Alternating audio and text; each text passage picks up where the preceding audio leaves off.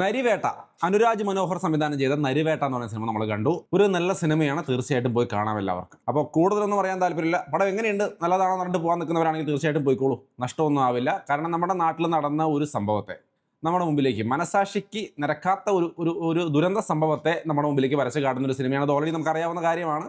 അത് വളരെ നന്നായിട്ട് അവർ ചെയ്തു വെച്ചിട്ടുണ്ട്.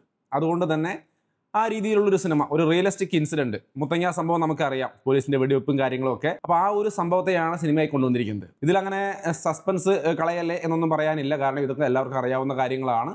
അതും നമ്മുടെ മുമ്പിലേക്ക് കാണിച്ചു തരികയാണ് അവർ വിഷ്വലായിട്ട്, എന്താണ് സംഭവിച്ചത് എന്നുള്ളതിൻ്റെ ഒരു ഏകദേശ ചിത്രം നമ്മുടെ മുമ്പിലേക്ക് അവതരിപ്പിക്കുകയാണ്. സോ അപ്പോൾ അത് നന്നായിട്ട് വന്നിട്ടുണ്ടോ ചോദിച്ചാൽ തീർച്ചയായിട്ടും നന്നായിട്ട് വന്നിട്ടുണ്ട്. സിനിമ എൻ്റയർലി കണ്ടു കഴിഞ്ഞപ്പോൾ നമുക്ക് നല്ല വിഷമം തോന്നുന്ന ഒരു വിഭാഗം ജനതയുടെ ഒരു ദുരിതങ്ങൾ നമ്മൾ കണ്ട് മനസ്സിലാക്കി ഇറങ്ങുമ്പോൾ നമുക്ക് അത് മനസ്സിലൊരു വേദനയായിട്ട് നിൽക്കുന്നൊരവസ്ഥയുണ്ട്.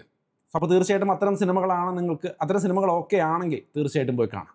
അങ്ങനെ പറയാൻ കാരണം വേറെ ഒന്നുമല്ല, തിയേറ്ററിൽ ചില ആൾക്കാരുണ്ട് തിയേറ്ററിലേക്ക് പോകുന്നത് അടിപൊളിയായിട്ട് എൻ്റർടൈൻമെൻറ്റ് നല്ല എൻ്റർടൈൻമെൻറ്റ് സിനിമകൾ കാണാൻ ഇഷ്ടപ്പെടുന്ന ആൾക്കാരുണ്ട്.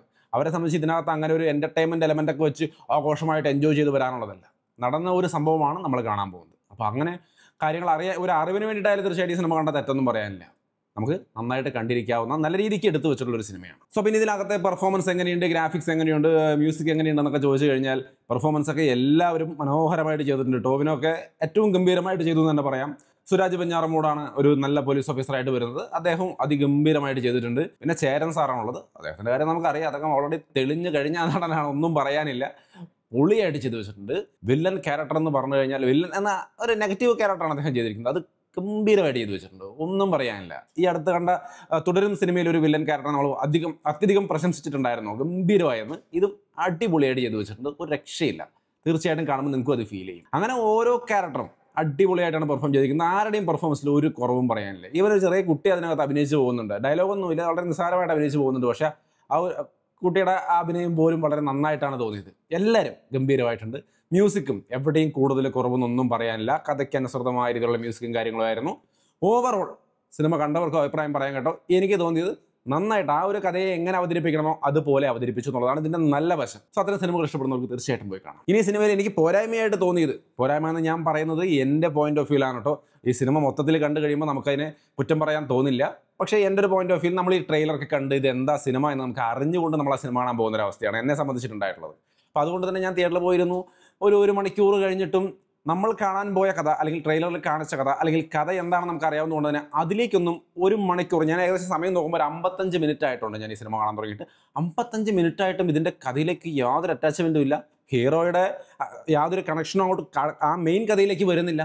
ഹീറോയുടെ വീട്ടിലെ കഷ്ടപ്പാട്, ഹീറോയുടെ ഒരു സ്വഭാവം, അദ്ദേഹത്തിൻ്റെ പ്രേമം, അങ്ങനെയുള്ള കാര്യങ്ങളൊക്കെ കാണിച്ച് ഒരു മണിക്കൂർ അങ്ങോട്ട് പോയി. അപ്പം ഞാനും ഇത് എന്തുവായത്, ഞാൻ മാത്രമല്ല കേട്ടോ, എൻ്റെ അടുത്തിരുന്നവർക്കും ഇതേ ഫീലിംഗ് ആയിരുന്നു. ഇൻ്റർവെല്ലായിട്ട് സംസാരിക്കുമ്പോൾ അവരും പറഞ്ഞത് ഇത് എന്തുവാ ഇങ്ങനെ ചെയ്തു വെച്ചിരിക്കുന്നത്, ഇതിൻ്റെ റൈറ്റ്സ് ഒക്കെ ഒരുപാട് ഭാഷകളിലേക്കൊക്കെ പോയിട്ടുണ്ടല്ലോ, എന്നിട്ട് ഇങ്ങനെയുള്ളൂ എന്നൊക്കെ ചോദിക്കുന്ന ഒരവസ്ഥയുണ്ടായിരുന്നു.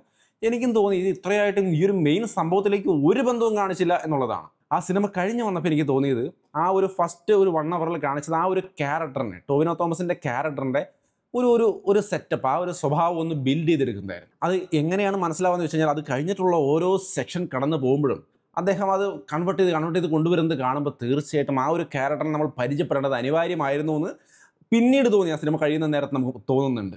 സോ ആദ്യത്തെ 1 അവർ നിരാശപ്പെടുത്തിയെന്ന് എനിക്ക് തോന്നിയിടത്തുനിന്ന് അതൊക്കെ ആവശ്യമായിരുന്നു. ആ ക്യാരക്ടറിൻ്റെ ഡെപ്ത് മനസ്സിലാക്കാൻ നമുക്കതൊക്കെ ആവശ്യമായിരുന്നു എന്ന് കഴിഞ്ഞപ്പോൾ തോന്നി. ബട്ട് എങ്കിലും എനിക്ക് ഫീൽ ചെയ്ത ഒരു കാര്യം, ഫസ്റ്റ് ഹാഫിൽ എനിക്ക് തോന്നിയ ഒരു കാര്യം മാത്രം ഞാനൊന്ന് പറയുകയാണ്. കണ്ടവർക്ക് അങ്ങനെ തോന്നിയോ, എന്താണ് നിങ്ങൾക്ക് തോന്നിയെന്ന് തീർച്ചയായിട്ടും കമൻറ്റ് ചെയ്യുക. ഓവറോൾ ഒരു നല്ല റിയലിസ്റ്റിക് സിനിമകൾ കാണാൻ ഇഷ്ടപ്പെടുന്ന ആൾക്കാർക്ക് കാണാൻ പറ്റിയ ഒരു പടമാണ്. ഞാൻ നേരത്തെ പറഞ്ഞു, കോമഡി, എൻ്റർടൈൻമെൻറ്റ്, അടിച്ചുപൊളി, അങ്ങനത്തെ സംഭവങ്ങളൊന്നുമില്ല.